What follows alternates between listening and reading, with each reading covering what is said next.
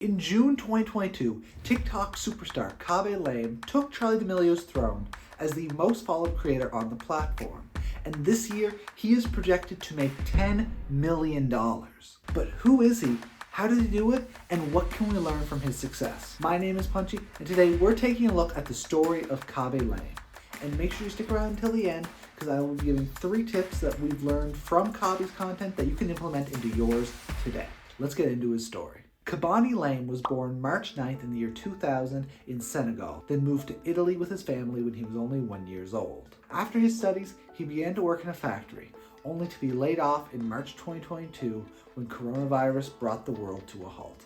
Like most of us, Khaby turned to TikTok to get him through quarantine.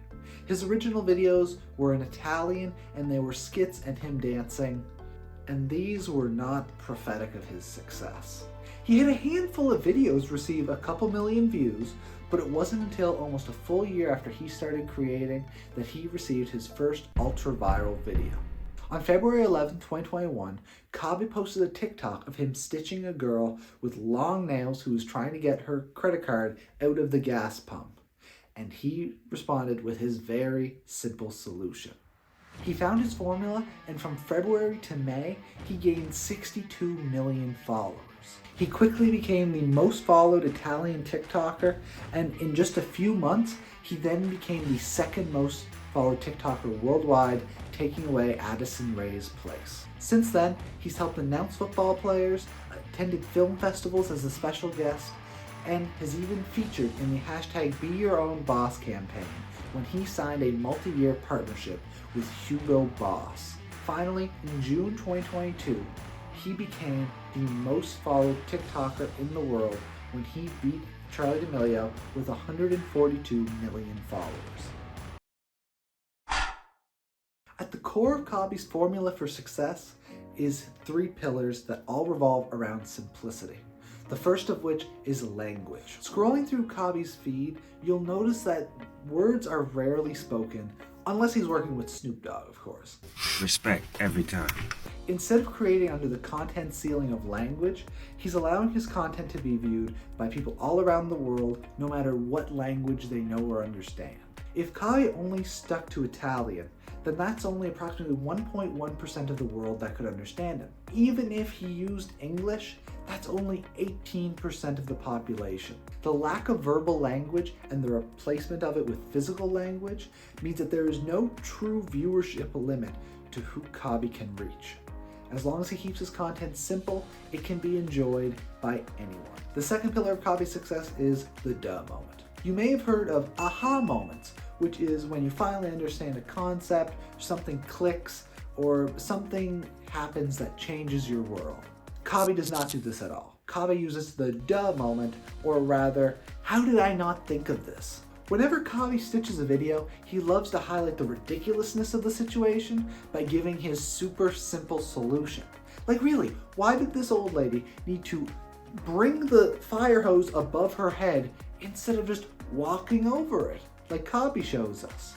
Khaby shows us the answer that we think that we would give, when in reality, we might make the same mistake too. We might go around the fire truck, we might jump over the hose. We don't know what we're gonna do, but we'd like to think that we would just walk right over it. So does this make Khaby a better person than you and me?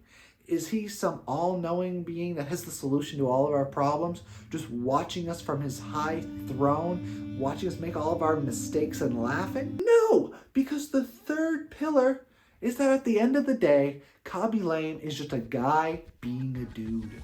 Khaby is still a relatable person.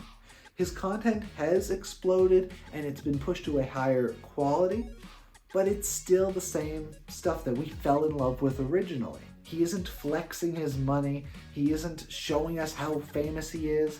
He's gotten the opportunities that we all wish that we could have, and he's taken the chance with humility and grace. He hasn't been involved in any crazy controversy. He hasn't been in any drama. He's just having fun. Before COVID, he worked in a factory, and then he became famous and adjusted very well to that fame. If he had changed up, we would have noticed it, and he wouldn't have hit the levels of success that he is at today. But how can you be as successful as Khaby? Well, I have 3 tips to help you push your content to the next level, and they're all super simple. The first is make your content relatable. I know everyone says it, but you want to stick to your niche.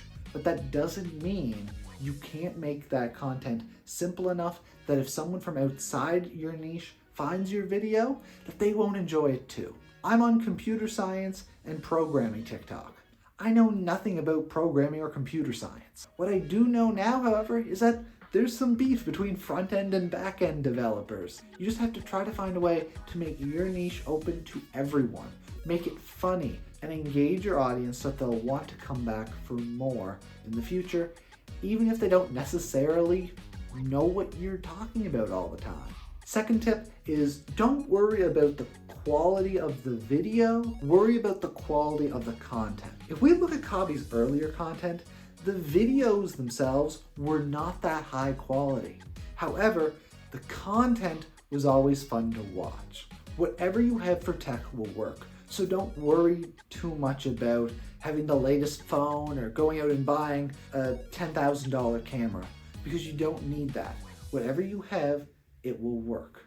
And the last tip is that it takes time. It takes time to become successful in this industry. It took Khaby a full year of posting before he got his first ultra-viral video. So you can't really expect to just blow up overnight. And you also need to remember, one viral moment does not mean you have a career. What you have to do is get that viral moment, study what you did right, and then replicate that in a way that people will enjoy. If you can find that moment like Khaby did when he found that stitching videos with funny, simple solutions, that's your bread and butter right there. If you enjoyed the story, make sure to like, subscribe, and comment down below who you think I should cover next. I really enjoyed making this video, and I'd love to make more if you guys want. Thank you for watching, and I'll catch you next time. Bye!